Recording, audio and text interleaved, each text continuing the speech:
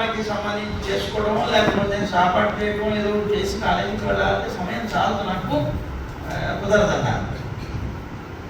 మీరు ఏదో రకరకాలుగా మీరు అంటున్నారు బాబు. పోనీ మీకు ఏ సమయం ఖాళీగా ఉంటుంది, మీ టైం టేబుల్ ఏంటి అన్నీ అడిగేస్తారు బాబు. అయితే ఎక్కడ కూడా ఈరోజు పట్టుకున్నారు, నాకు వదలటం లేదు.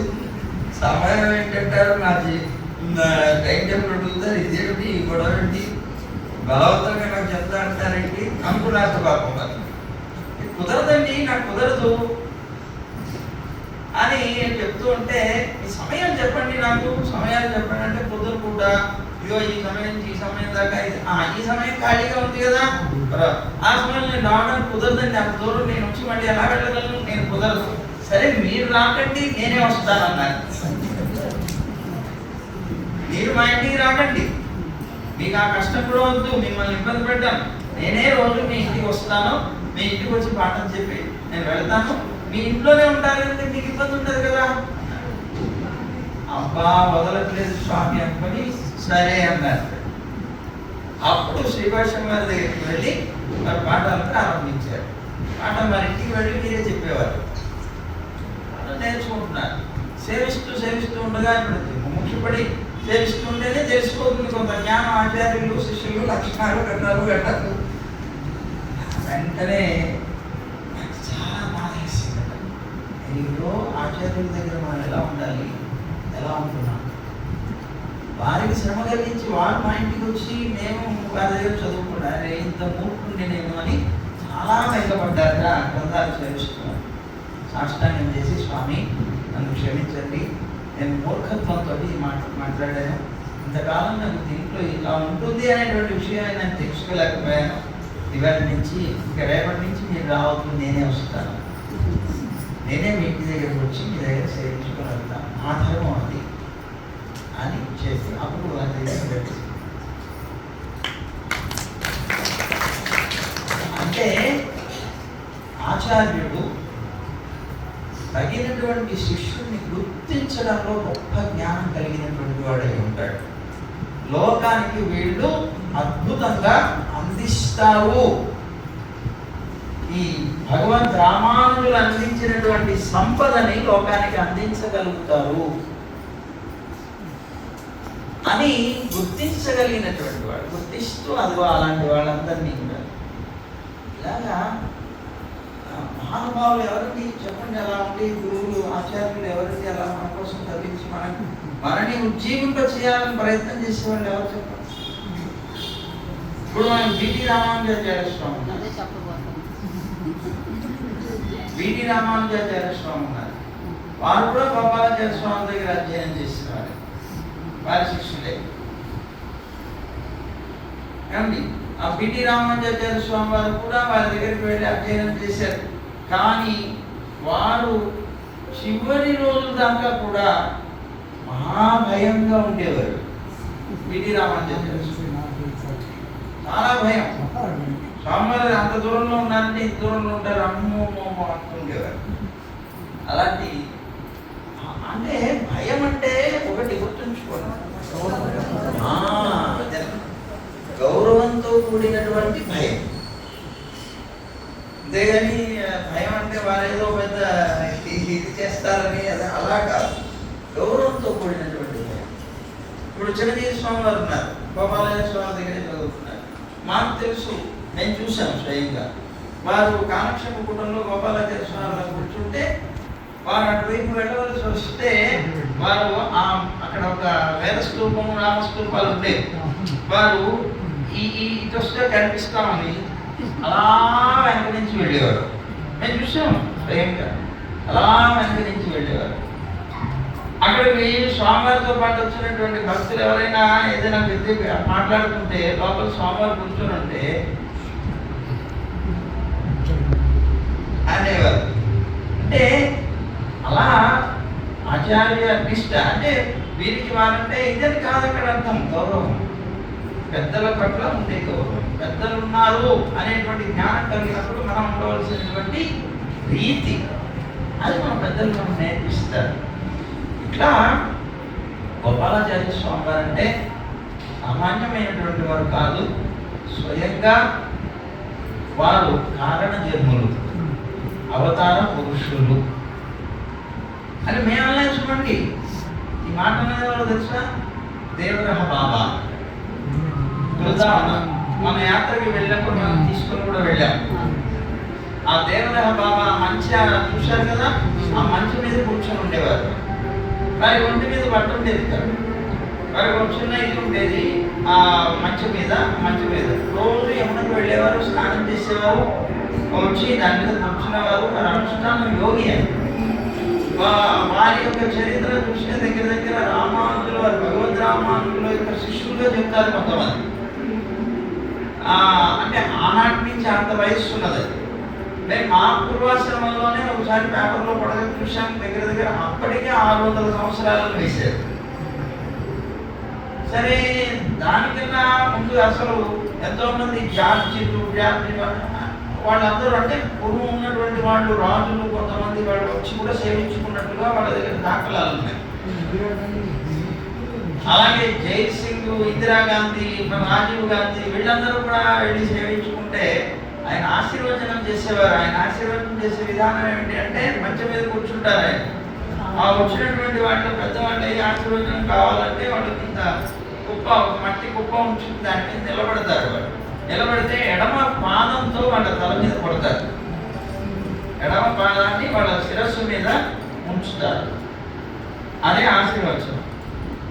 అలా వచ్చి జైల్ సింగ్ రాష్ట్రపతిగా ఉన్నప్పుడు, అలాగే ఇందిరాగాంధీ ప్రధానమంత్రిగా, రాజీవ్ గాంధీ ప్రధానమంత్రి, వీళ్ళంతా వచ్చి ఆ చేయించిన ఫొటోస్ కూడా ఉన్నాయి. మొన్న వెళ్ళాం, చూశారు. ఇట్లా దేవరహ బాబా చాలా పెద్ద ఇది అని.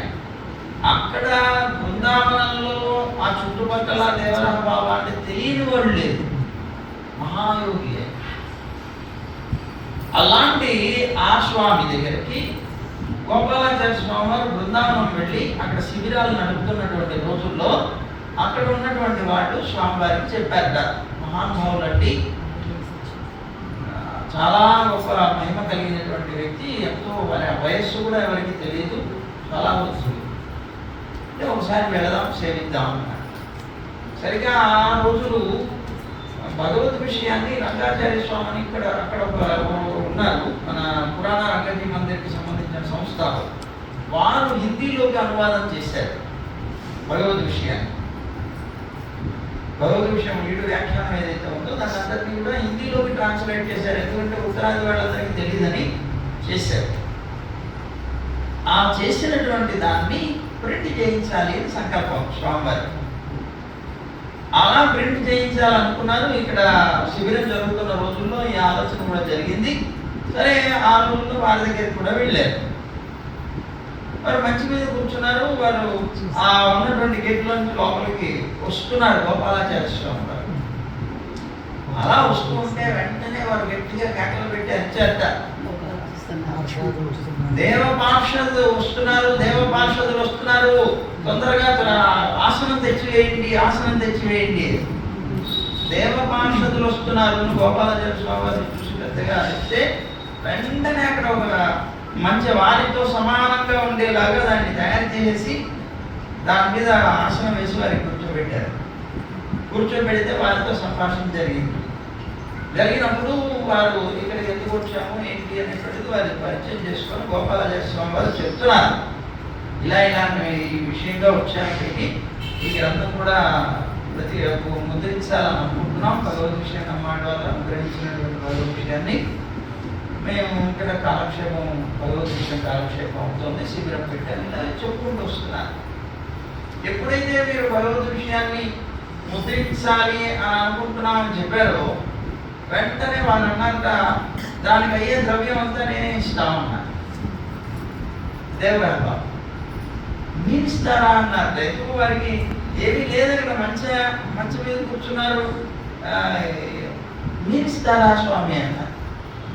అవును, నేనే ఇస్తానన్నా.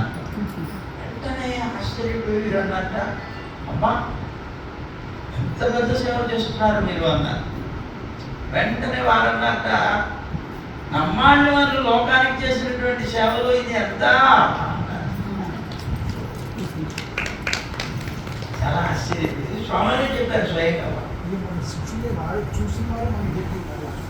శిష్యులు కూడా చెప్పారు. శిష్యులు గుర్తు చేశారు. ఇప్పుడు ఉన్నటువంటి పీఠాధిపతి ఎవరైతే ఉన్నారో ఆయన, మేము వెళ్ళాం, మన యాత్రకు వెళ్ళినప్పుడు అక్కడికి తీసుకెళ్ళాం.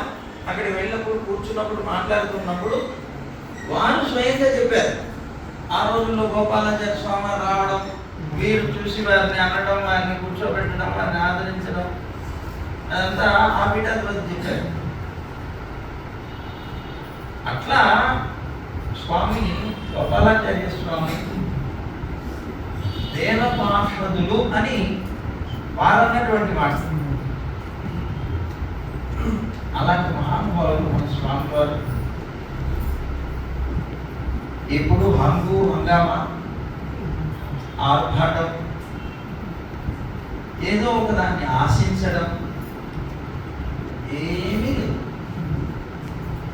ఎవ్వరికి తెలియనట్లుగా కూర్చుంటారు, ఏమీ తెలియనట్లుగా ఉంటారు.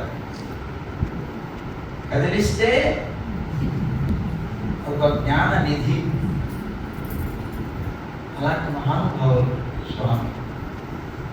ఎవరి దగ్గర ఒక కీర్తిని కోరుకోరు, ఎవరు పొగడాలనుకోరు, ఏదో కావాలని కోరుకోరు, దేని మీద ఆశ లేదు. యథార్థంగా చెప్పాలంటే గృహస్థాశ్రమంలో ఉన్నటువంటి సన్యాసి వారు, ఎద్దులు వారు.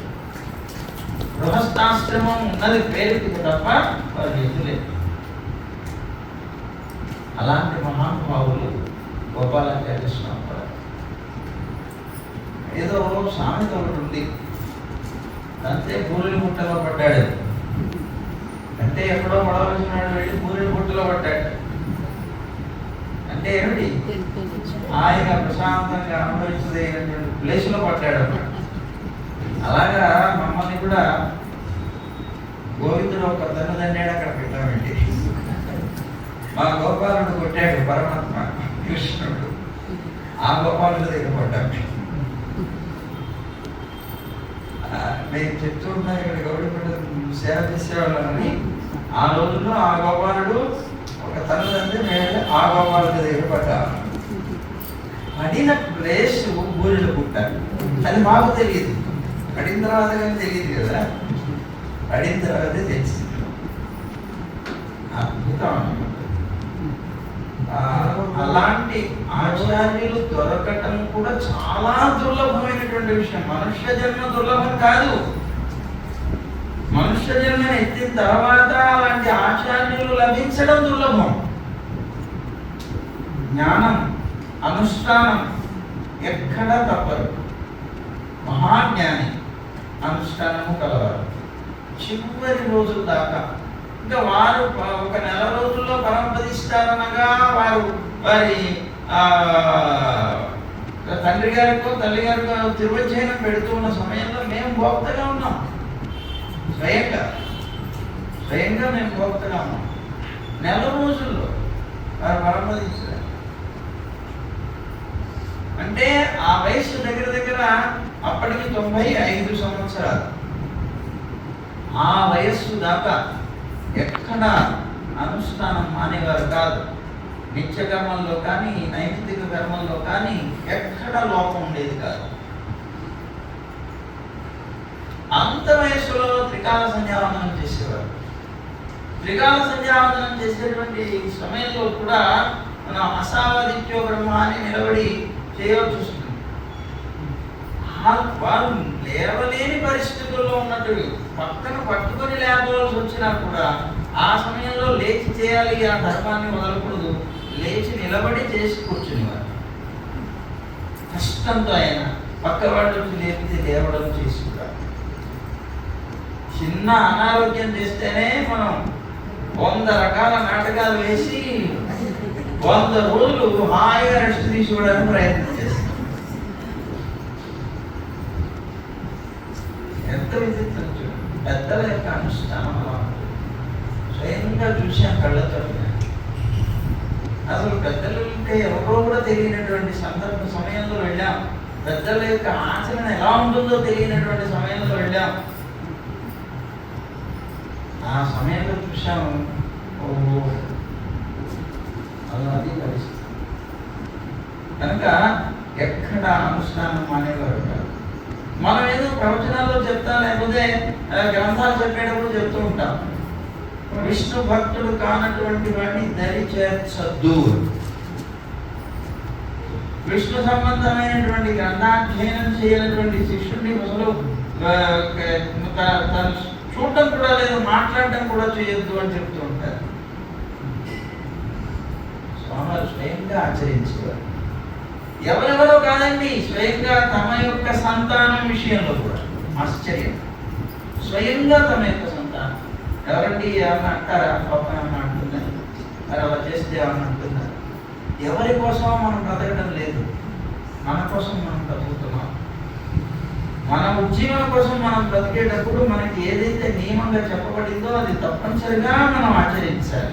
లోకం చూస్తున్నా చూడదా మనకు అవసరం లేదు, కానీ పాటించేటువంటి అనుష్ఠానాన్ని చూసేవాడు పరమాత్మ. మనకు మోక్షాన్ని ఇచ్చేవాడు ఆయన. ఇచ్చేటువంటి తాను చూడాలి, మనకు నిజంగా క్వాలిఫైడ్ పర్సనా కాదా. మన యోగ్యతని చూసేవాడు తాను కనుక అతనికి కనిపించడం కోసం మనం చేయాలి ఆయన చెప్పినటువంటి విధానం. లోకం కీర్తిస్తుందా, లోకం ఏదో చెప్తుందా, అంటుందా, ఇది వీటికి మనకు సంబంధం లేదు. మనం చేసే మన జీవన కోసం. ఇది స్వామి యొక్క దృఢమైనటువంటి అభిప్రాయం. అందుకని ఎవరి కోసం చేసేవారు కాదు, తమ కోసం తాము. మనం కూడా అలాగే జీవించాలి. ఎప్పుడైనా సరే ఎవరైనా చూస్తున్నప్పుడు మనం చేస్తాం, ఎవరైనా చూడనప్పుడు తప్పించుకుంటాం. మహాపాపం అన్నమాట. అదే నీ ఉజ్జీవన ఎలా జరుగుతుంది? నేను లోకం చూస్తే నీకు ఉజ్జీవన కాదు, పరమాత్మ చూడాలి. పరమాత్మ దృష్టిలో పడాలి మనం, లోకం దృష్టిలో కాదు. లోకం చూస్తే ఏమి, చూడకపోతే తెలిస్తే ఏం, మన గురించి తెలియకపోతే. మనం తెలియవలసినటువంటి ఏకైక పురుషుడు పరమాత్మ ఒక్కడే. మన చేత తెలియబడిన పడదగిన వాడు ఆయనే. మనకి సంబంధం ఉంది కదా ఆయనకి, మనకి నవరత సంబంధాలు, జ్ఞాత జ్ఞేయం. కనుక ఆ విధమైనటువంటి భావనతో పరిపూర్ణమై పరిపక్వమైనటువంటి జ్ఞానం కలిగినటువంటి వాడు అనుష్ఠానంలో కూడా చూపిస్తారు. అది స్వామి దగ్గర ఉన్న గొప్ప. స్వయంగా తమ యొక్క కుమార్తెలైన వారి దగ్గర చదువు లేకపోతే, అంటే గ్రంథాలు సేవించకపోతే లోపలికి కూడా రానిచ్చేవారు కదా. గోదాదేవి గారిని వారి కుమార్తె, అలాగే వారి ఇంకొక కుమార్తె రంగనాయక, బెంగళూరు రంగనాయక, వీళ్ళిద్దరూ కూడా ఆ ఆధ్యాత్మిక గ్రంథాలు అప్పుడు సేవించలేదు. వాళ్ళు ఉద్యోగాలు, రంగనాయక గారి వాళ్ళ భర్త గారి ఉద్యోగం వల్ల దూరంగా ఉండడం సేవించలేకపోయారు. వీరమ్మ హిందీ టీచర్గా చేశారు, వారు సేవించలేకపోయారు. గ్రంథాలు సేవించలేదు. ఎప్పుడైనా ఆశ్రమానికి వస్తే వారు ఏం చేసి ఉండేటువంటి గృహం లోపలికి అడుగు పెట్టడానికి కూడా వాళ్ళు ఎలా తెచ్చేవారు కాదు. సొంత కూతురు లోపలికి వచ్చేవారు కాదు. సాపాటు చేయవలసి వచ్చినా రామాలయం ఉన్నది వెనకాల, కోయిల వెనకాల వచ్చి అక్కడ సాపాటు చేసి వెళ్ళిపోయారు. వాళ్ళకి బయట రూమ్ ఉంది, ఆ రూమ్లో ఉండేవారు. వారు బయటకు వచ్చినప్పుడే వారితో మాట్లాడతారు, లోపలికి వెళ్ళడానికి కూడా లేదా. అంత ఇష్టం. ఎందుకు అని అంటే భగవత్ సంబంధమైన జ్ఞానం లేనటువంటి వాళ్ళతో నాకు సంబంధం లేదు, అదే నాకు సంబంధం లేదనేవారు అంతే. వారి కుమారులు ఎవరైనా సేవ చేయడానికి వచ్చినా అంగీకరించేవారు కాదు. ఆ విషయం మాకు ఎలా తెలిసిందంటే, ఒకసారి మేము సేవ చేసుకున్న సమయంలో చూడమణి గారి చూడమ్మ గారు ఉన్నారు, వారి కుమారుడు నమ్మాళ్ళవారి స్వామి ఉన్నారు. వారు సేవ చేస్తున్నారు, మాతో పాటు కూర్చొని చేస్తూ ఉన్నప్పుడు వారితో అంటున్నారు స్వామి గారు, అమ్మాళ్ళవా నువ్వు వచ్చి సేవ చేస్తున్నావు అంటే నేను ఏదో నీ దగ్గర ఉన్నటువంటి దీన్ని చూసి నేను చేయించట్లేదు. నువ్వు లౌకికంగా చదువుకుంటున్నావు, గ్రంథాలతో పరిచయం లేదు, నీకేం లేదు, నువ్వు అసలు యోగ్యుడే కాదు, నేను ఈ లోపలికి రావడానికి లేదు, నన్ను స్పృశించడానికి కూడా లేదు. కానీ నీకు ఎందుకు ఇచ్చానో తెలిసినా, మీ తల్లి గారిని చూసి ఇచ్చాను. మేము స్వయంగా విన్నాం. చూడమ్మ గారు వారి దగ్గరే ఉండి సేవ చేస్తుండేవారు. ఎంతో గొప్పగా అధ్యయనం చేసిన వారు. 8 సంవత్సరాల వయసులో భగవద్గీత ప్రవచనం చెప్పారు. పెద్ద పండితులు మన ప్రతివాది భయంకర అనంతరాచార్య స్వామి సంస్కృతంలో 8 సంవత్సరాల వయసు అలా తయారు చేశారు గొప్పగా చేసేవారు. మీ తల్లి గారిని చూసి నేను నీకు ఇది ఇచ్చాను, నువ్వు యోగ్యుడు కాదు ఇలాగే అన్నా. నేనున్నా అక్కడే. అలా ఉండేది. అంటే లోకం కోసం బతకడం కాదు ఇది. కాబట్టి లోకం కోసం బతికేవాడైతే బయట షోలు చేస్తాడు, లోపల అక్కడ ఎవరున్నారు చెప్పండి? అది ఉత్తమోత్తములైనటువంటి వారి యొక్క ఆచరణ విధానం, అనుష్ఠానం. ఏదో ఊరికేనే కబుర్లు చెప్పేస్తాను, ఇదేలేదు తెలియదు కోపం బయట కనిపిస్తాం. అలా లేకుండా ఉండేవారు మహానుభావులు. దొరకరండి అలాంటి ఆచార్యులు. మీరు భూతద్దం పెట్టి వెతికినా కూడా దొరకరు. నేను స్వయంగా వాళ్ళ దగ్గర సేవ చేస్తూ విన్నది. నువ్వు మేము జాయిన్ వాళ్ళ దగ్గర అధ్యయనం చేయడం కోసం చేరాము. ఆయనతో సంబంధం లేదు, గ్రంథాలతో పరిచయం లేదు, ఏమీ లేదు. మొదటి రోజే మా గురించి వారికి తెలిసిపోయింది. మేము పెరియాడు తిరుమడి కావాలన్నా కూర్చోబెట్టారు. ఏమయ్యా అదో అనంతరాచార్య స్వామి ఇది పాస్టర్ చదువు చదివాము. హ్యాపీ. అలా ఉంది మా పరిస్థితి. అవసరం చదవడం కూడా రాదు. వద్దు హ్యాపీ కింద తెలుగులో చదువు అది చదువు. వారం రోజులు అది చదువుతూ ఉండేవారు. వారు వింటుండేవారు, చదువుతుండేవారు. ఇది జరుగుతుండేది. రోజు సాయంత్రం కూడా ఒక అరగంట 30 గంట రామస్తూపం ఉండేది, అక్కడ వేద స్తూపం, అక్కడ కూర్చునేవారు. దాని కుర్చీలో కూర్చుని కింద కూర్చొని చదువుతూ వింటూ ఉండేవారు. ఇది జరిగినటువంటి సన్నివేశం. ఈ రోజుల్లో ఒక వారం రోజుల తర్వాత రంగరామానుజాచార్య స్వామి అంటే గోపాలాచార్య స్వామి కుమారులు ఏదో పని మీద తెనాలి వెళ్ళవలసి వచ్చింది. తెనాలి వెళ్ళారు. స్వామివారిని ఎవరైనా ఒకళ్ళు పట్టుకుంటే కానీ నడవలేని పరిస్థితి వారు. సరే తెనాలి వెళ్ళారు. వారు లేరు, రాలేదు. సాయంత్రానికి కూడా కొద్దిగా ఆలస్యమైంది ఆ రోజు. మేము మామూలుగా స్నానం చేసి సాయంత్రం కూడా కోవిల్లో ప్రతిరోజు విష్ణుదాస పారాయణ, హైగ్రీవ స్తోత్ర పారాయణ ఇవన్నీ కూడా ఉండేవి గోష్ఠికి ముందు. సరే స్వామివారు కూడా వేయించేసేవారు. ప్రతిరోజు అక్కడ వేయించేసి అక్కడ కూర్చొని పారాయణ చేసేవారు. మేము ఆ రోజు స్నానం చేసి వరి పెట్టుకుని వచ్చేసినాం. సరిగ్గా మేము లోపలికి వెళ్ళబోతున్నాం. అప్పుడు స్వామివారు అనుష్ఠానం చేసేసుకొని అక్కడ వారి కుమారులు లేరు, అక్కడ తీసుకొని వచ్చేవాళ్ళు ఎవరు లేకపోయారు. అందుకని నెమ్మదిగా లేచి అడుగులు వేసుకుంటూ వచ్చి అక్కడ కట్టడాలు తలుపులు ఉంటాయి కదా, ఆ తలుపుల్ని రెండింటిని ఇలా గట్టిగా పట్టుకొని పెద్దగా పిలుస్తున్నారు.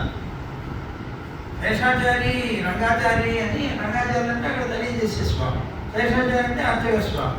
వాళ్ళిద్దరిని పిలుస్తున్నారు. సరిగ్గా ఆ సమయంలో మేము లోపలికి వెళ్ళాము. నేను లోపలికి వెళ్ళి ఆ చూసి అయ్యో అని పరిగెట్టుకుంటూ వెళ్ళి స్వామి నేను వచ్చాను నువ్వు కాదు అని రంగాచార్య పిలువు అనేటప్పటికీ వెంటనే మాకు కొద్దిగా మనసు కష్టం అనిపించింది.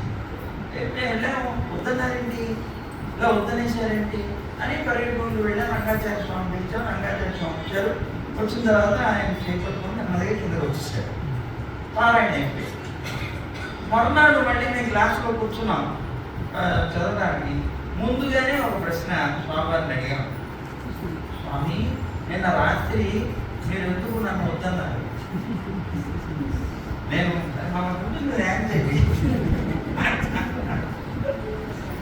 ఎందుకండి నేను వచ్చి పట్టుకొని తీసుకొద్దాం అనుకుంటే మిమ్మల్ని ఎందుకండి వద్దన్నారు? అన్నారు. ఎందుకండి నేను పనికిరానండి అని అడిగాము.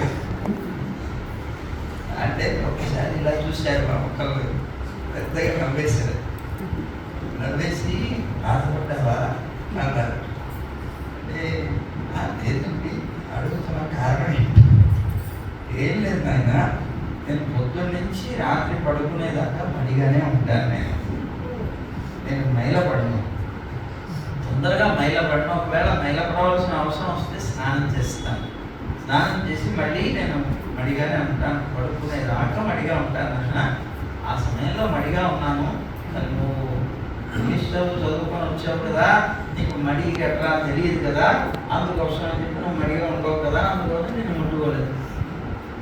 నువ్వు మడిగానే ఉంటావు కదండి అన్నా. మడి అంటే ఏమంటే తెలుసా నీకు అన్నా. అది వెంటనే నువ్వు బట్ట ఎక్కడ ఆరేసుకుంటావు అన్నా. కుదిరి గదిలోనే ఆరేసుకుంటానండి. స్నానం చేసిన తర్వాత తడిపిన బట్టతో ఆరేస్తావు. అక్కడే ఆరేస్తాను. రూమ్లో ఆరేస్తే తగలరాదరు అన్నారు. కాదండి, పైన కవర్ ఉంది, కవర్ మీద ఆడేస్తామండి. పైన కవర్ ఉందండి, కవర్ మీద ఆడేస్తామండి అనేటప్పటికే పైన కవర్ మీద ఆడేస్తావా, అంత పైన ఎట్లా ఆడేస్తావా అన్నారు. అంటే ఒక కవర్ ఉందండి పొడుగుగాను, ఆ కవర్ మీద పెట్టుకొని దాని నుంచి అలా ఆరేస్తాను. నువ్వు మడిగానే ఉంటావు అన్నమాట. అయితే సరే, అయితే రేపటి నుంచి కైంకర్యంలోకి రా అన్నారు. పరీక్ష చేశారు. మడి అంటే అసలు ఏమిటి, ఎలా ఉంటాడు, అసలు ఏం చేస్తాడు అనేటువంటి దానికి పరీక్ష అనమాట. అప్పుడు మర్నాడు నుంచి కైంకర్యం అనుగ్రహించారు, కైంకర్యం చేశారు. మా పూర్వాశ్రమంలో కూడా అలా. నీకు ఇది ఎలా తెలిసింది? పూర్వాశ్రమంలో కూడా అలాగే ఉంటుంది. పూర్వాశ్రమం అంటే ఆ రోజుల్లో ఇంటి దగ్గర ఉన్నప్పుడు కూడా ఇలా మడిగానే ఉండడం అలవాటు. పర్వాలేదు. అంటే మేము ఏం చెప్తున్నాం ఇక్కడ, పెద్దల యొక్క అబ్జర్వేషన్. అలా చూసి అలాంటి వాళ్ళు అయితేనే తీసుకోవడం, లేకపోతే పక్కన పెట్టేసేసాం. ఇట్లా ఉండేది అన్నమాట. మరి ఎవరంటే ఉంటారో చెప్పండి. ఈవేళ ప్రతి వాళ్ళు మొహమాటం కోసం వెళ్ళిపోతారు తప్ప, మొహమాటం లేకుండా నీకు విషయం తెలియాలి, నువ్వు బాగుపడాలి. మనం మొహమాట పడ్డామంటే ఆ విషయం వాడికి తెలియదు, వాడి జీవితంలో బాగుపడే ప్రశ్న లేదు.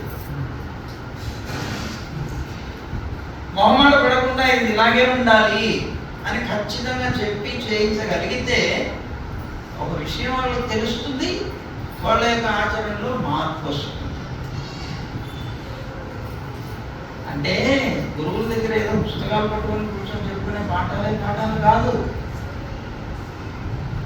మన జీవితంలో మనం ఎలా నడుచుకోవాలి, ఏ విధంగా బ్రతకాలి, ఏ విధమైనటువంటి విధానంలో మనం జీవించాలి, అన్ని గురువులు నేర్పే పాఠాలు వాళ్ళ ఆచరణ ద్వారా.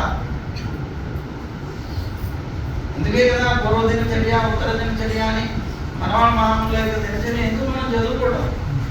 అసలు వారు ఏం చేస్తున్నారు, పొద్దున్న నిద్ర లేచిన దగ్గర నుంచి వాళ్ళ యొక్క విధానం ఏంటి చూడండి. మరి ఆ వయస్సులో కూడా తెల్లవారుజామున ఎటువంటి పరిస్థితుల్లో 4 గంటలకి లేచిపోవాల్సిందే. లేచి వారు పాదప్రక్షాళన చేసుకొని వచ్చి కూర్చొని ప్రార్థనించాల్సిందే. ప్రార్థనించాల్సిందానం చేస్తూ ఉండేవారు. ఒక్కసారి మాకు ఆలస్యమైతే పరిగెట్టుకుంటూ వచ్చేప్పుడే మధ్యలో ఉండేవాడు. వారి వయసు ఎంత, మా వయసు ఎంత? బద్ధకం మనకు ఉండొచ్చు, కానీ వాళ్ళకి బద్ధకం ఉంటుంది. ఆశ్చర్యం, ఆ వయస్సులో కూడా వారు అక్కడ పడుకునేవారు. ఆయన ఎంతైంది టైం అనేవారు. పొద్దున కూడా పాలభోగం అయిపోగానే 2 నిమిషాలు విశ్రాంతి తీసుకుంటారు అనేవారు. అలాగేనండి, టైం ఎంత అయింది? 9 అయిందండి. నువ్వు 9:30 కల్లా ఖచ్చితంగా వచ్చేసేయి, పాఠం ప్రారంభిస్తాను అనేవారు. సరేనండి అంటే వెళ్ళిపోయారు. మేము అట్లా రూమ్ దగ్గరికి వెళ్ళామో లేదో కబురు వచ్చేది, స్వామివారు పిలుస్తున్నారు. ఇప్పుడే కదా వచ్చాము, అరగంట తిప్పారు కదా స్వామివారు అనుకుని పరిగెట్టుకుంటూ మళ్ళీ వెళ్ళేవారు. వెళ్ళేటప్పుడు ఎక్కడికి వెళ్ళిపోయావా, చుర్రుమనేస్తావు, ఎక్కడికి వెళ్ళిపోయావా అనేవారు. అదేమిటండి, దేవరాజు చెప్పింది అరగంట అన్నారు కదా, పడుకుంటా అన్నారు కదా, నాకు నిద్ర ఎక్కడ పడుతుంది,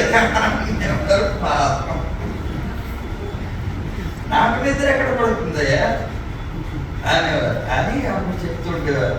ఏం చెప్పేవారు, నేను నిద్రపోతే నిన్ను నిద్రపోవడానికే పంపించారా ఈ లోకానికి అని పెరుమాళ్ళు వచ్చి చెప్తున్నట్టుగా అనిపిస్తుంది కదా. నువ్వు నిద్రపోవడానికే పంపించానా అని చెప్పినట్టుగా అనిపిస్తుంది కదా. వెంటనే నువ్వు లేచిపోతారు కదా, నిద్ర పట్టదు అని మాకు అప్పుడు చెప్పారన్నమాట. ఇలా నాకు నిద్ర పట్టదు అయ్యా, కూర్చో వచ్చేయి మాట్లాడికి వచ్చేయి అని చెప్పారు.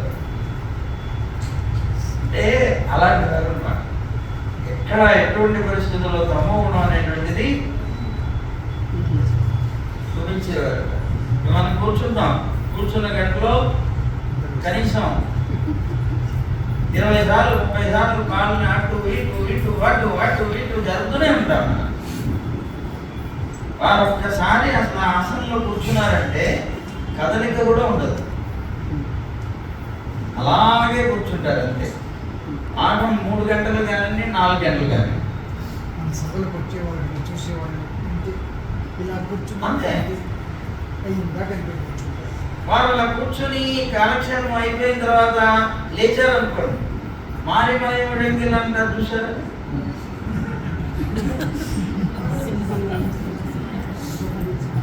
అలా ఒక్కసారి లేచిన తర్వాత అట్లా అనేవారు. అలా అనేసేసి ఒకసారి అలా చూసేవారు.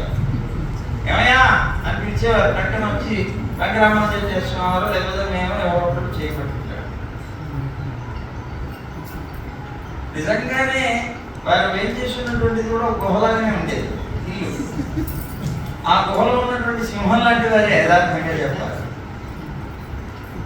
వారు లోపల పడుకున్న అంత వయస్సులో అక్కడ లోపల పడుకొని అన్నారంటే బయట ఉన్నటువంటి వాళ్ళంతా అలర్ట్ అయిపోయారు. ఎక్కడ వాళ్ళు అక్కడ టకటకటగా సింహ గర్జన అంటారే ఉండేది. వారి ఆ దృశ్యాలన్నీ మా కంటితో మేము చూసాం కదా. తిరుపతి చెప్తున్నప్పుడు మారిమలే వచ్చినప్పుడల్లా వారే గుర్తొస్తారు, వారే గుర్తుకొస్తుంటారు. అది అలాంటి మహానుభావులు. ఆశ్రమంలో కుర్చీ ఉండేది. అవును, వాళ్ళు ఇలా లేచి ఇలా చూశారనుకోండి అయిపోయింది అంతే. ఇలా చూస్తే స్వామి ఒకసారి మన కాలక్షేపం జరుగుతుంది భగవద్ విషయం. కూర్చుని చెప్తున్నాను. చెప్తూ ఉంటే భీమవరం నుంచి ముందు శేషావతారం గారు పుష్పం గారిని వారు ఉన్నారు. వాళ్ళు అక్కడికి వచ్చారు. మా పూర్వాశ్రమంలోనే చదువుకొని జరుగుతుంది క్లాసు భగవద్ విషయం. వీళ్ళు వచ్చారు. వచ్చి వాళ్ళు కూర్చున్నారు. కూర్చునేప్పటికీ స్వామివారు కాలక్షేపం ఆపేసి, అయినా శేషావతారం ఇగో ఇలా కుర్చీలో కూర్చొని ఎప్పుడు పాఠం చెప్పకూడదు.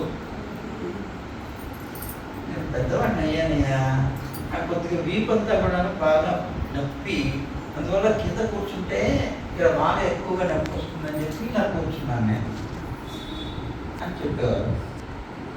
అంటే అయిపోయిన తర్వాత వాళ్ళంతా వెళ్ళిపోయిన తర్వాత మేము అడిగాము స్వామివారిని, ఎందుకండి వాళ్ళకి సంజాయిని చెప్పుకోవాల్సిన అవసరం ఏంటండి? మీరు కాలక్షేపం చెప్తున్నారు, కాలక్షేపం అని చెప్పొచ్చు కదా, వాళ్ళకి ఎందుకు చెప్పుకోవాలి, అవసరం ఏంటి అంటే అప్పుడు అన్నారు స్వామి, లేదు నాయన, ఇప్పుడు నేను అలా చెప్పలేదనుకో, గోపాలాచార్య స్వామి వారి కుర్చీలో కూర్చొని పాఠం చెప్పారంటే ఎవరైనా అలా చెప్పచ్చు అని అనుకుంటారు. ఇప్పుడు రేపు పొద్దున ఎక్కడైనా ఏదైనా వచ్చినప్పుడు చెప్పచ్చండి, మేము గోపాలకృష్ణ స్వామి చెప్తుంటే స్వయంగా మాట్లాడుతూ మేము చూసాం, చెప్పచ్చు, అలా చెప్పచ్చు, ఏమి ఇబ్బంది లేదు అనేస్తారు. ఆ పాపం నాకు కాదు అన్నారు. అంటే పెద్దల యొక్క ఆచరణ ఎప్పుడు లోక సంగ్రహమేవాపి, లోకం కోసం ఉంటుంది. వాళ్ళు ఏం చేసినా సరే లోకం మనల్ని చూసి చెడిపోకూడదు, మనల్ని చూసి ఒక మంచి నేర్చుకొని ముందుకు వెళ్ళాలి అనుకునేటువంటి వాడు కనుక అవసరమైతే సంజాయి చెప్పుకోవడానికి కూడా అది పెద్దల యొక్క ఆచరణ. నాకేంటి, నేను గొప్పవాడిని, నేను అలా కూర్చుంటాను, ఎవరేమంటారు నన్ను అనే భావం కాదు. గుర్తుపెట్టుకోండి, మన దగ్గర కొద్దిగా ఉంటే మనం అహంకరించిపోతాం, విపరీతం అయిపోతాం. ఏంటి నా ఇష్టం, నేను ఎలాగైనా చేస్తాను అనుకుంటూ బ్రతుకుతాం. మన దగ్గర అహంకారాన్ని చూపించి పెద్దల యొక్క నడవడికలో అలా ఉండదు. వారు శాస్త్ర విరుద్ధమైనటువంటి కార్యం ఏదైనా ఒకవేళ చెయ్యవలసి వస్తే అది ఎందుకు చేస్తున్నామో లోకానికి చెప్పి మరీ చేసుకుంటారు. వారిని చూసి చెప్పుకోకూడదు ఎవరు. ఇది ఆలోచన చేస్తారు పెద్దవాళ్ళు. స్టేజీ మీద కూడా ఆయన గుర్తు పెట్టుకొని కూర్చునేవారు. కుర్చీలో కూర్చునేవారు కాదు. కుర్చీలో కూర్చునేవారు కాదు. సభలు జరుగుతుంటే మేము చూసాం. స్తంభం ఉంటే మేము ఎక్కడ కూడా మన దీంట్లో కూడా అక్కడ స్తంభానికి దిండు ఉంచితే ఆ దిండు మీద అలా కూర్చుని ఉండేవారు.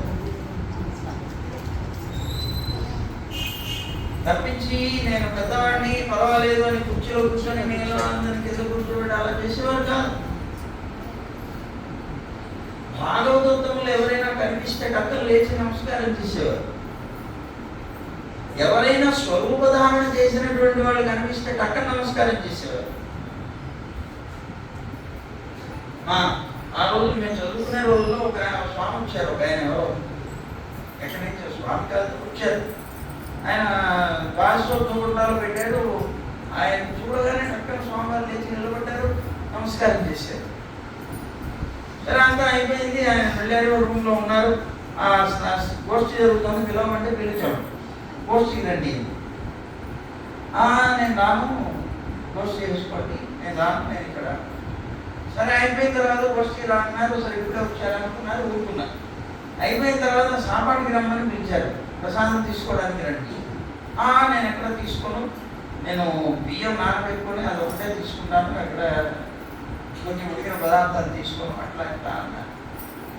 ఈ మాట చెప్పేటప్పటికీ స్వామివారికి ఇంకా ఎక్కువ గౌరవం పెరిగిపోయింది. తప్ప చాలా ఇదిగా ఉన్నారు, చాలా మంచి ఇదని. సరే వారు పాపం నిద్రపోవాల్సిన సమయం అయినా కూడా వచ్చి కుర్చీలో కూర్చొని ఒకసారి 1 కిలోమీటర్ మాట్లాడతామన్నారు. సరే అని పిలిచాం. వెళ్ళి వాళ్ళు వచ్చారు. వచ్చిన తర్వాత పక్కన లేచి నిలబడి నమస్కారం చేశారు. చేసి వాళ్ళు కూర్చోమన్నారు. కూర్చున్నారు. వాళ్ళు కూర్చొని కొంచెం మాట్లాడిన తర్వాత మీరెవరు, ఏంటి, ఎక్కడి నుంచి వస్తున్నారు మాట్లాడారు. అడిగేటప్పటికే ఫలానా ఆయన పరిచయాలు ఆయన తెలుసుకుంటూ టగటగడగా చెప్పేశారు. నాకు యజ్ఞోపవీత అర్హత లేనటువంటి వర్ణం గురించి చెప్పారు. ఆయన స్వామివారు అన్నారు, మీకు యజ్ఞోపవీతం ఉంది కదా మరి అన్నారు. అంటే మా గురువు గారు నాకు యజ్ఞోపవీతం వేస్తారండి, ఉపనయనం చేశారండి. మీ గురువు గారు ఎవరు అన్నారు. ఫలానా సచ్చిదానందమయ్యనో ఎవరో ఒక ఆడవాళ్ళ పేరు చెప్పారు. ఆవిడ నాకు యజ్ఞోపవీతం వేశారు, నాకు ఉపనయనం చేశారు అన్నారు. స్వామి గారు బయట ఇక అసలు యోగ్యత లేదు, యోగ్యత లేకుండా యజ్ఞోపవీతం వేసుకున్నాం. యోగ్యత లేనటువంటి వాళ్ళ చేత యజ్ఞోపవీతాన్ని పొంది ఇంకా పైన ఏదో గొప్పగా చెప్తున్నావా, ఈ స్వరూపాలు పెట్టుకునేప్పుడు ఏదో పెద్ద శ్రాపం పెట్టుకున్నాను నేను, అయ్యో నేను నీకు నమస్కారం కూడా చేశాను అన్నారు. అంటే ధర్మానికి విరుద్ధంగా ప్రవర్తిస్తే మాత్రం సహించాలి అస్సలు. అని అప్పుడు ఈ మాట్లాడుతుంటే తప్పునైనా ఫస్ట్ ముందు చెప్పారు, తప్పునైనా అలా చేయకూడదు, అన్నవాళ్ళు చేస్తే రండి ఎలాగైనా సరే నాకు ఇది మంచిది అది ఇది అన్నారు. నేను అడిగి స్వామి బాధ వేసింది. సరే ధర్మం వ్యతిరేకమైనటువంటి విషయాల్లో ఎవరు వెళ్ళదు, ధర్మ విరుద్ధంగా ప్రవర్తించదు అనే ఒక విధానాన్ని పాటించడం, అనుష్ఠించడం, ఇలాంటివన్నీ కూడా పెద్దల దగ్గర మనం గమనిస్తాం. అన్నీ ఉన్నాయి, అన్ని పాటిస్తున్నాయి. వారి దగ్గర నుంచి ఇదిగో ఎన్ని పాఠాలు చెప్పండి. మనం చదువుకునే పాఠాలు కాదు, ఈ జీవితంలో వారి యొక్క అనుష్ఠానంలో మనకు అనుభవం వల్ల వచ్చినటువంటి పాఠాలు పోలేదు. అలాంటి మహానుభావులు నిలువెత్తు ధర్మస్వరూపం గోపాలాచార్య స్వామి వారు. అలాంటి మహానుభావుల దగ్గర విద్యను అభ్యసించి వారికి శిష్యులు అవ్వగలిగామనేటువంటిది జీవితాంతము కూడా తలెత్తుకొని తిరగలిగేటువంటి ఒక స్థితిని వస్తుతాం భయాదోహం యామునే నమామిదమని ఉడయవర్లు యామునాచార్యుల వారిని చూడకపోయినా కూడా వారి యొక్క అదే ఏకలవ్య శిష్యులు అంటారు. సో ఆ విధంగానే వారిని వారు నన్ను వస్తువుగా తయారు చేశారని చెప్పుకున్నటువంటి ఉడయవర్లు యామునాచార్యుల వారు నన్ను ఒక వస్తువుగా లోకంలో చూపించారు అని వారిని కీర్తించుకున్నప్పుడు, ఏకలవ్య శిష్యులై వారున్నప్పుడు ఎదురుగా ఉండి వారి దగ్గర సేవ చేసుకున్నప్పుడు నిజంగానే ఒక వస్తువు లాంటి వాళ్ళని ఆ మాట నిరూపణ కూడా చేశారు. రాజమండ్రిలో రామాంజగుట్టం ఉండేది, అక్కడ ధనుర్మాసం చేశారు స్వామి. ఆ సమయంలో మాకు మన తత్వశేఖరం పాఠం స్టేజ్ ఉండేది. అక్కడ ఒక స్టేజ్ మీద కూర్చున్నారు, పాఠం చెప్తున్నారు. నేను ఒక్కడే మా మధ్యాహ్నం కూడా పాఠం ప్రారంభం అయింది. కొద్దిగా నడుస్తుండగా మధ్యలో ఆపేసి స్వామివారు అన్నారు, రై నేను స్తంభానికి కూడా పాఠం చెప్పగలను తెలుసా అన్నారు. తెలుసండి. ఎలా తెలుసు? అక్కడే స్తంభం ఉంది, స్తంభానికి గురించి చెప్పారు. ఎలా తెలుసు? మాకు చెప్తున్నారు కదా, మాకు చెప్తున్నారు కదా అనేప్పటికీ నవ్వేశారు. అలాగా కార్యక్రమం ఏదున్నా చెప్పాను కదా, ఒక వస్తువు లాంటి వాళ్ళే. ఆ వస్తువు కూడా విలువ వారిని ఆశ్రయించడం వల్ల కలుగుతుంది అని. ఇప్పుడు లోకంలో నగలు కోట్లు ఉంటాయి కదా, తయారు చేసేవాళ్ళు రకరకాల కోట్లు విలువ చేసేటువంటి నగలు ఉంటాయి. కానీ అదే పెరుమాళ్ళ యొక్క శరీరానికి చేరింది అనుకోండి ఒక నగ, దాని విలువ అనంతమైంది. అలాగా ఆశ్రయణం వల్ల కలిగేటువంటి స్థితి అన్నమాట. అందువల్ల అలాంటి మహానుభావులు వారిని ఆశ్రయించడం వల్ల ఒక వస్తువు అవ్వగలిగాము అని సంతోషంతో కనీసం ఇలా కూర్చొని మాట్లాడుతున్నామంటే ప్రతి మాట వారిదే, ప్రతి మాట వారిదే. నేను చదువు చెప్పినా, మీకు ఎప్పుడైనా గ్రంథాలు చెప్పిన ప్రతి మాట వారిదే. నేను చెప్పాను కదా, మేమేంటో మాస్టర్ చదవడం కూడా మాకు రాని పరిస్థితుల్లో మేము వెళ్ళాము. మరి ప్రతి అక్షరం వారిదే. అలాంటి మహానుభావులు ఒక స్తంభాన్ని కూడా, అచేతనాన్ని కూడా చేతనంగా తయారు చేయగలిగినటువంటి మహానుభావులు. అది వారి దగ్గర ఉన్నటువంటి గొప్పతనం. అలాంటి మహానుభావుల యొక్క తిరునక్షత్రం, యథార్థంగా తిరునక్షత్రం అని పేరు దానికి ఎందుకు వచ్చింది అంటే, ఇలాంటి మహానుభావులు అవతరిస్తేనే మంగళకరమైన నక్షత్రమైంది. ఆ నక్షత్రానికి కూడా ఆ గొప్పతనం పెద్దలు అవతరించడం వల్ల కలుగుతుంది. అందువల్ల ఆ తిరునక్షత్ర సందర్భంగా మనం ప్రతి సంవత్సరం కూడా, ఇంతకు పూర్వం కోటేశ్వరరావు గారు ఉన్నప్పుడు ప్రతి సంవత్సరం కూడాను వారి తిరునక్షత్ర సందర్భంగానే బిటి రామానుజాచార్య స్వామి వారి యొక్క కోరిక మీద ఇక్కడికి వచ్చేవారు. గుంటూరులో సభ జరిగేది, వారి తిరునక్షత్రం ఇక్కడే జరిగేది. మేము చదువుకునే రోజుల్లో మేము కూడా ఇక్కడికి వారితో పాటే వచ్చాం. అప్పుడే పరిచయం గుంటూరు గోష్ఠి. గోపాలాచార్య స్వామి వారితో వచ్చేవాళ్ళం. ఇక్కడ సభల్లో ఇక్కడే ఉండేవాళ్ళం 3 రోజులు. అది సీతారామ కళ్యాణ మండపం. చాలా ప్రేమతోటి, చాలా శ్రద్ధతో చేసేవారు కార్యక్రమాన్ని. స్వామివారు కూడా చాలా ప్రీతిపూర్వకంగా వచ్చేవారు. ఇక్కడికి ఏమున్నా సరే, ఏం పనులున్నా సరే వారు ఇక్కడికి రావడానికి మాత్రం ఎటువంటి పరిస్థితుల్లో కాదనలేవారు, కాదనకుండా వచ్చేవారు. అలాంటి చక్కనైనటువంటి గోష్ఠి ఎదిరాల సేవా మండలి అనేటువంటి పేరుతోటి చాలా చక్కగా సభలు నిర్వహించేవారు ఆ రోజుల్లో. ఆ సభలు వారి తండ్రి గారు ప్రకటించిన తర్వాత బిటి రామానుజాచార్య స్వామి వారు నిర్వహించేవారు. వారు కూడా పరిపాలించిన తర్వాత ఇక్కడ ఆ రోజుల నుంచి కొద్దిగా పరిచయం ఉన్నటువంటి ఈ వస్తువును కూడా మనం పట్టుకొని తిరిగితే బాగుంటుందని వీళ్ళకి అనిపించింది. అందుకని ఈ వస్తువును కూడా కొద్దిగా పట్టుకొని తిరుగుతున్నారు. ఈ ఉన్నటువంటి ఈ సభలు కొంతకాలం మధ్యలో ఆగిన మళ్ళీ ఆగకూడదు, ఇది మళ్ళీ నిర్వహింపబడాలి అనేటువంటి ఉద్దేశంతో ఇక్కడ మనం మఠం నిర్మాణం జరిగిన తర్వాత ఈ మఠంలోనే మనం జరుపుకోవచ్చు అనేటువంటి ఆలోచనతో ప్రారంభించుకోవడం జరిగింది. సుమారు మళ్ళీ 2013 నుంచి జరుగుతూ వస్తున్నాయి. ఈ సంవత్సరం స్వామివారి 120వ జయంతి 120వ తిరునక్షత్రం. యథార్థంగా ఈ తిరునక్షత్రాన్ని ఇంకా కొద్దిగా వైభవంగా చేద్దాం, 5 రోజుల పాటు ఎక్కువ మందిని ఆహ్వానిద్దాం అనే భావం కలిగింది. అనుకున్నాం కూడా ప్రసాద్ గారు మేము, కానీ 125 అయితే ఇంకా ఎక్కువ ఇదిగా ఉంటుంది కదా అనే ఉద్దేశంతో ఈ సంవత్సరం 3 రోజుల పాటే నిర్వహణ చేసుకుంటూ వెళ్ళాలి అనుకున్నాం. ఆ తర్వాత స్వాములు కాకపోతే ఈ సంవత్సరం మాత్రం 8 మంది స్వాములు వేంచేస్తున్నారు.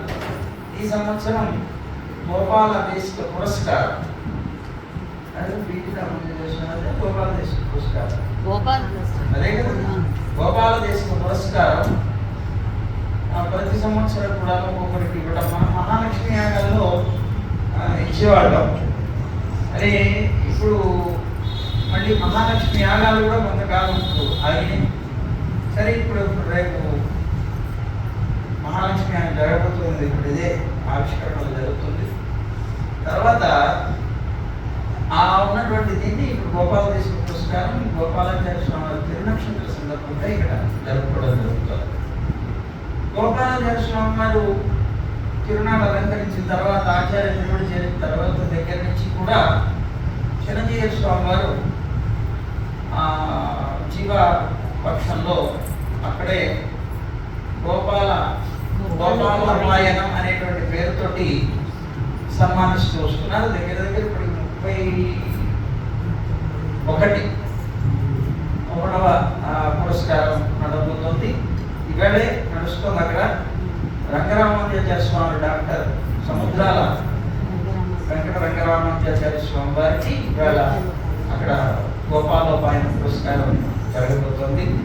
సరిగ్గా ఇదే రోజు సాయంత్రం, ఇవాళ సాయంత్రం మనకి ఇక్కడ కూడా కిడాంబి వెంకటాచార్య స్వామి వారు అంటే నరసాపురం ఆదికేశ్వర నిర్మాణాలు గోవెల స్థానాచార్య స్వామి వారు చాలా గొప్ప పండితులు. అలాంటి వారికి ఇక్కడ పురస్కారం సాయంత్రం ఇవ్వబడుతుంది. ఇక్కడ గోపాల దేశిక పురస్కారం. అది ఇది మన స్వామివారి యొక్క విశేషాలు కొన్ని మనం స్మరించుకోగలిగాం. అయితే ఒక ఆయన అడిగారు, ఏమంటే మీరు ఎప్పుడు కూడా అవే చెప్తూ ఉంటారేంటండి? మేమన్నా నాయన రాముడు ఎవరు? దశరథ కుమారుడు, కౌసల్య కుమారుడు. కానీ చిన్నప్పుడు చెప్పినా అదే చెప్పాలి, పెద్దగా చెప్పినా. పోనీ రాముడు కైకేయి కుమారుడు కొత్తగా మార్చి చెప్పావు అనుకో, లోపల వింటుందా?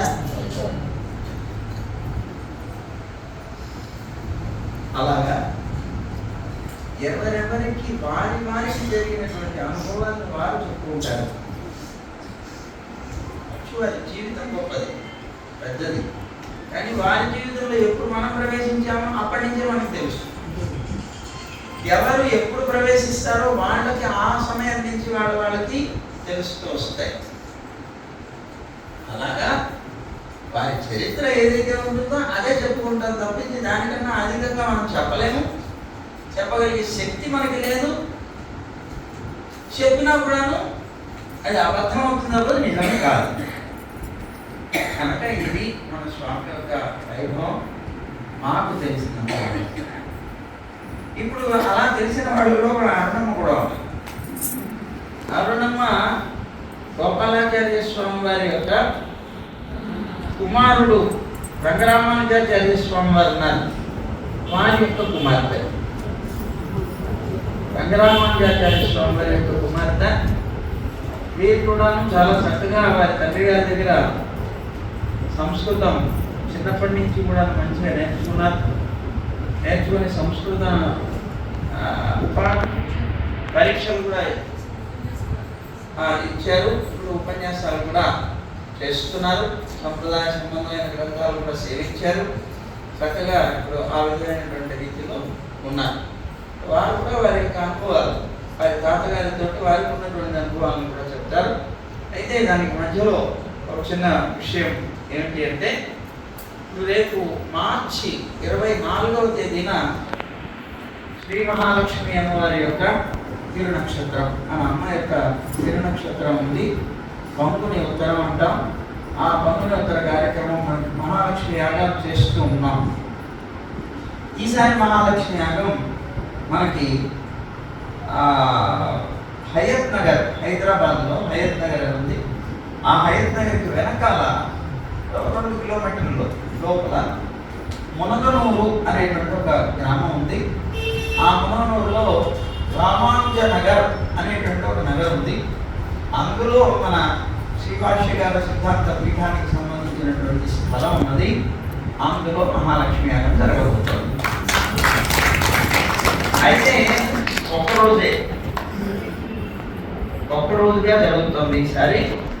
ఈ జరగబోయేటువంటిది దానికి సంబంధించిన ఫ్యామిలీ ఆవిష్కరణ ఇక్కడ గోపాలాచార్య స్వామి తిరునక్షత్ర సందర్భంగానే చేద్దామని నిన్నటి రోజున తిరువేంకటపల్లి సన్నిధి రాయాల సన్నిధిలో వేంచేపు చేయబడి ఈవేళ ఇక్కడికి తీసుకొచ్చి ఇక్కడ గోపాలాచార్య స్వామి వారి తిరునక్షత్ర సందర్భంగా ఆవిష్కరించాలనుకున్నాం. ఆ సంబంధమైనటువంటి ఆవిష్కరణ కూడా ఇప్పుడు జరుగుతుంది. చూద్దాం. జై గోవింద.